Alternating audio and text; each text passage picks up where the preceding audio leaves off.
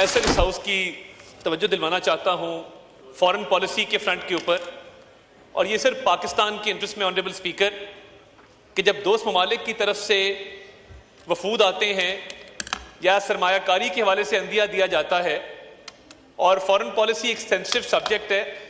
कल भी जो इस हाउस में हुआ सर ऑनरेबल प्रेसिडेंट की तकरीर के दौरान, माजी में हमने देखा इस हाउस की रिवायत है कि ऑपोजिशन की तरफ से एक टोकन के तौर पे प्रोटेस्ट किया जाता था और उसके बाद वो अपनी सीट पे बैठ के प्रेसिडेंट का खिताब सुनते थे। कल आपने देखा कि फॉरेन डिप्लोमेट्स यहाँ पे गैलरीज में तशरीफ फरमा थे और उनकी मौजूदगी में यहाँ पे बाजे बजाए गए। हाउस में कभी पहले बाजे नहीं बजाए गए थे। तो मैं ये समझता हूँ कि ये गलत रिवायात जो हैं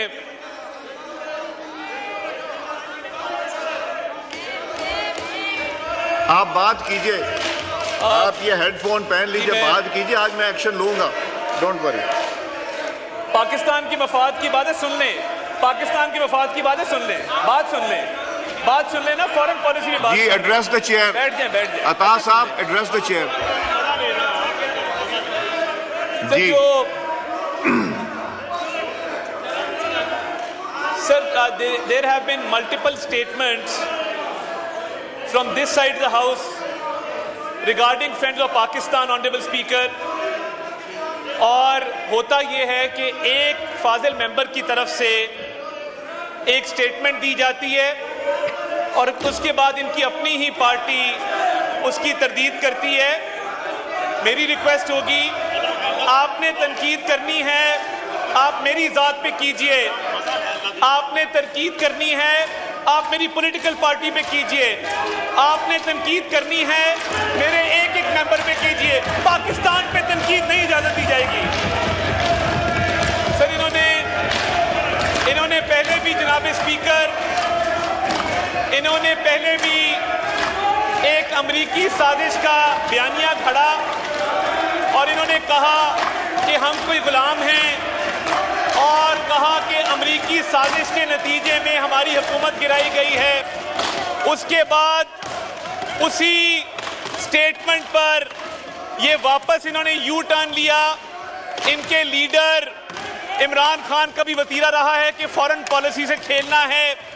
आपको वो ऑडियो भी याद होगी जिसमें इन्होंने कहा था कि हम इस बयानिए के साथ खेलना चाहते हैं, और साइफर के साथ इन्होंने जो खिलवाड़ किया, इन्होंने पूरी डिप्लोमेटिक कोर का जो कॉन्फिडेंशियल सिस्टम है कम्युनिकेशन का, उसको कॉम्प्रोमाइज किया। सर, साइफर आता है इस मुल्क में, cipher is a confidential document और साइफर की एक सैंक्टिटी होती है।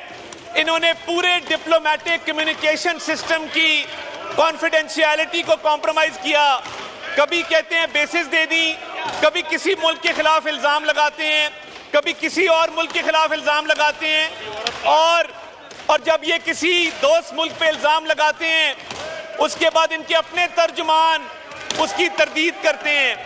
सर, क्या जरूरत पेश आती है कि पीटीआई के ऑफिशियल अकाउंट से तरदीद की जाए कि हमारे फाजिल मेंबर ने किसी दोस्त मुल्क के हवाले से जो बात की थी वो गलत थी।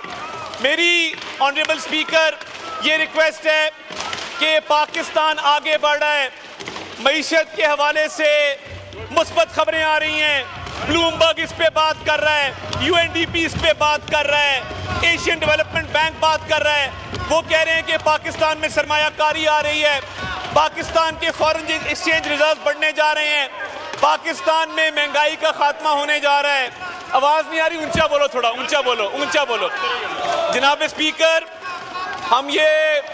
हम ये मुतालबा रखना चाहते हैं कि इस हाउस के अंदर दोस्त ममालिक के हवाले से जॉइंट रेजोल्यूशन लाया जाए, और जो फॉरेन पॉलिसी को मुल्क दुश्मनी के अंदर नुकसान पहुंचाने की कोशिश की जा रही है, वो इनके लीडर की हिदायत भी की जा रही है। इनको अडियाला से ऑर्डर आता है कि किसी भी दोस्त मुल्क के खिलाफ बात करो, और उसके बाद ये खुद तरदीद करवाते हैं पहले बात करवा के।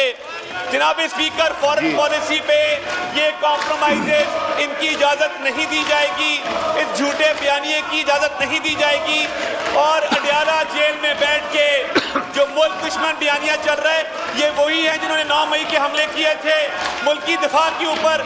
अब ये फॉरेन पॉलिसी पे हमला करना चाहते हैं, इसकी कतई इजाजत नहीं दी जाएगी। ये मुल्क पहले है, सियासी जमातें बाद में हैं। बहुत शुक्रिया Thank you. स्पीकर।